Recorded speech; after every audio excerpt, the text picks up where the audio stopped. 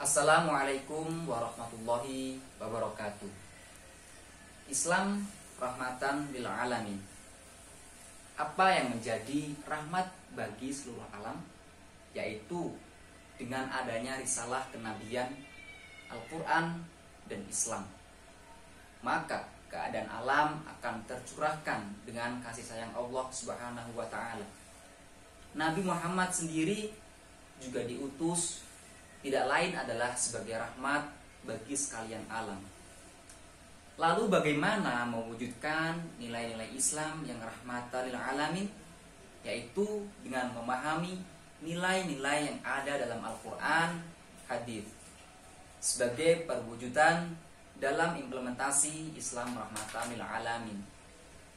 Perlu diketahui bahwasanya pokok ajaran dalam Islam meliputi 3 aspek, yaitu hubungan manusia dengan Allah, hubungan manusia dengan manusia, dan hubungan manusia dengan alam semesta ini.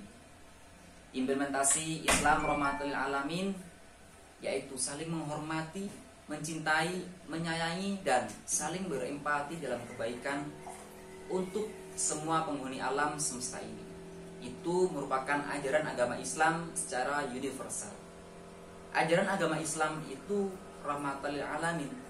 Untuk itu umat Islam menjadi umat yang terbaik dalam kehidupan di permukaan bumi ini. Sebagai ajaran agama Islam merupakan agama rahmatan lil alamin yang mewujudkan tatanan hidup yang harmonis oleh setiap insan.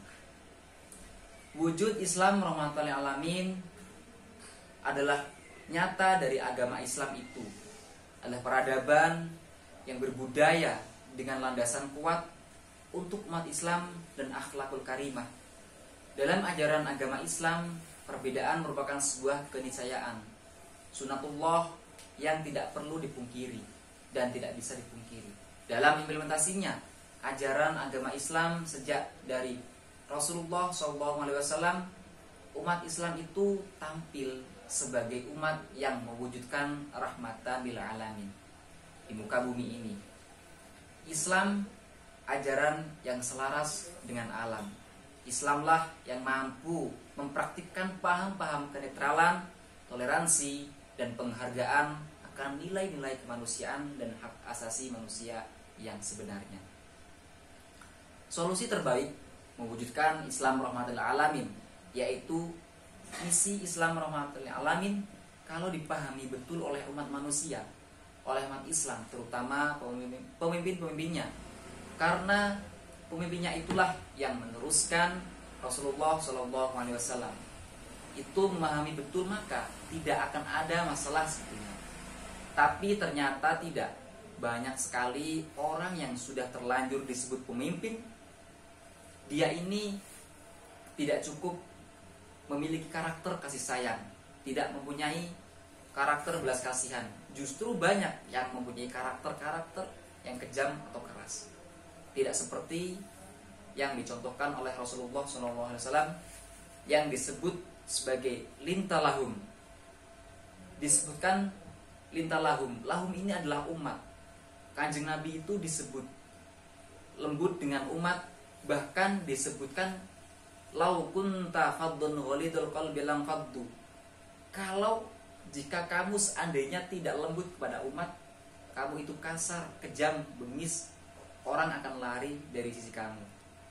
Nah, sekarang pemimpin-pemimpin itu kalau dia akan memimpin umat, mestinya yang menjadi contoh siapa lagi kalau di Islam kalau tidak Rasulullah?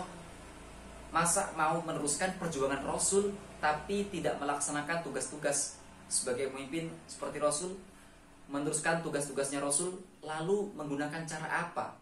Cara Fir'aun misalnya? Gak bisa. Pakai cara Rasulullah. Dan kalau ternyata diri ini tidak mampu menjadi pemimpin, ya sudah, terima saja sebagai pengikut, tidak usah menjadi pemimpin. Ketika pemimpin tidak mempunyai belas kasihan kepada umat, yaitu nanti malah membingungkan orang. Ini bagaimana ini? Seperti itu. Misalnya amar ma'ruf nahi mungkar, itu juga merupakan bagian dari kasih sayang. Orang yang tidak punya belas kasihan, tidak punya kasih sayang kepada sesama, dia tidak akan beramar ma'ruf nahi mungkar kepada sesama. Jadi Amar ma'ruf nahi mungkar itu pun merupakan manifestasi dari rahmatan lil alamin, kasih sayang. Nah, adanya konflik-konflik dalam masyarakat itu karena orang-orang ini, orang-orang yang katanya ingin meneruskan perjuangan Rasulullah, tapi tidak tahu apa misinya, apa tugasnya.